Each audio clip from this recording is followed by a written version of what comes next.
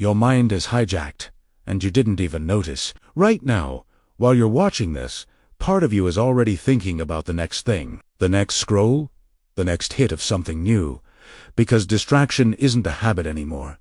It's your operating system. You wake up and reach for your phone before your feet touch the floor. You sit down to work, and within 3 minutes, you're on another tab, another app, another universe that pulls you away from the one thing you actually wanted to do. You tell yourself you'll focus tomorrow, next week, after this one last binge. But tomorrow never comes because the system isn't designed for you to focus.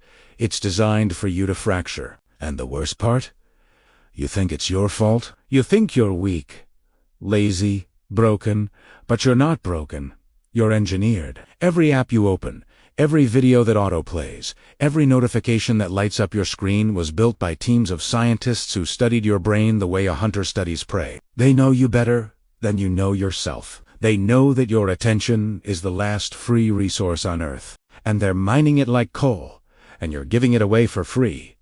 You feel exhausted, but you don't know why. You feel empty, but you keep scrolling. You laugh at memes while your dreams collect dust. This is the trade. The one nobody told you about. You get entertainment, distraction, endless content, and in return you give them your time, your focus, your ability to sit with yourself in silence and actually think. And here's the thing. It's not an accident. In the 1950s, a psychologist named B.F. Skinner put pigeons in a box and trained them to peck a lever for food, but he didn't give them food every time. He gave it randomly, and that randomness made them obsessed. They couldn't stop pecking. They were addicted to the chance, the maybe, the what if. Now look at your phone. Every time you pull down to refresh, every time you check your notifications, you're that pigeon. The lever is your thumb. The food is dopamine, and you can't stop pecking because you never know when the next reward is coming.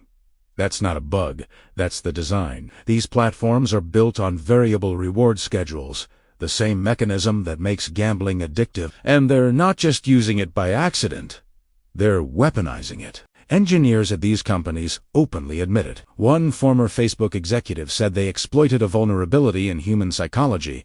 Another called it a dopamine-driven feedback loop. They knew what they were building. They knew it would fracture your attention, hollow out your focus, turn you into a ghost in your own life. And they did it anyway, because your distraction is their profit. The more you scroll, the more ads they serve. The more you click, the more data they collect. You're not the customer, you're the product, and the buyer is anyone willing to pay for access to your eyeballs. But this isn't new. Humans have always used distraction to control the mass. In ancient Rome, the emperors kept the people passive with bread and circuses, free food and violent entertainment so they wouldn't revolt, so they wouldn't question, so they wouldn't realize they were slaves in a golden cage. The Romans called it panem et circes, and it worked for centuries. The faces change, the tools evolve, but the game stays the same.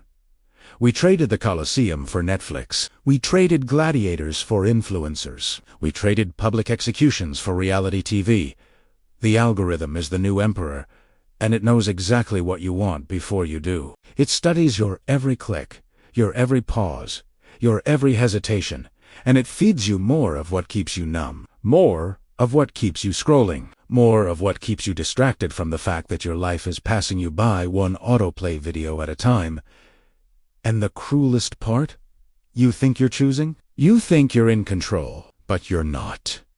You're being guided, nudged, manipulated by invisible hands that only care about keeping you engaged long enough to sell you something. Edward Bernays, the father of propaganda, said the conscious and intelligent manipulation of the masses is an important element in democratic society. He understood that if you control what people pay attention to, you control what they think, what they want, what they believe. And now we live in an age where that manipulation happens 1,000 times a day, every time you unlock your screen. So what does it cost you?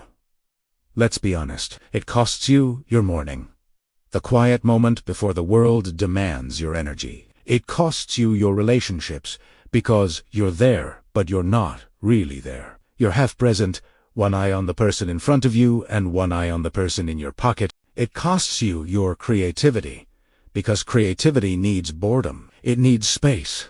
It needs silence. And you haven't been bored in years. It costs you your dreams. The ones you had before you learned to numb yourself with content. The ones that required focus, patience, sacrifice.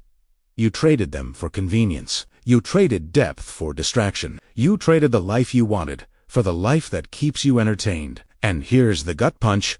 Fun was never free. Every laugh, every scroll, every binge came with a price. You paid with your attention. You paid with your time. You paid with your ability to be alone with your thoughts and not feel like you're drowning. You gave away the one thing you can never get back, and you did it willingly because nobody told you what it was worth. But here's the hope, and it's real. The moment you see the pattern, you start to break it. Awareness is the antidote. You don't have to delete everything. You don't have to become a monk on a mountain. You just have to wake up. You have to notice when you're reaching for your phone out of reflex, not need. You have to ask yourself, is this making my life better, or am I just killing time because I'm afraid to be alone with who I am? You have to reclaim the spaces in between, the moments of silence, the gaps where thoughts actually grow, because those gaps are where you find yourself again. The you that existed before the feed, before the notifications, before the constant noise. That version of you is still in there, waiting, quieter now, but not gone. And the beautiful thing is, you get to choose. You get to take your attention back. You get to say no to the algorithm and yes to your own life. You get to sit in the discomfort of boredom until it blooms into something real, something yours. That's freedom. Not the freedom to scroll endlessly, but the freedom to be present, to be awake, to be here now in this one irreplaceable moment. The system will keep pulling, the apps will keep calling, the dopamine will keep dripping, but you don't have to answer. You never did. Your mind is yours. Your time is yours. Your life is yours. And the moment you remember that, everything changes. If this opened your eyes, like the video and subscribe for more hidden truths.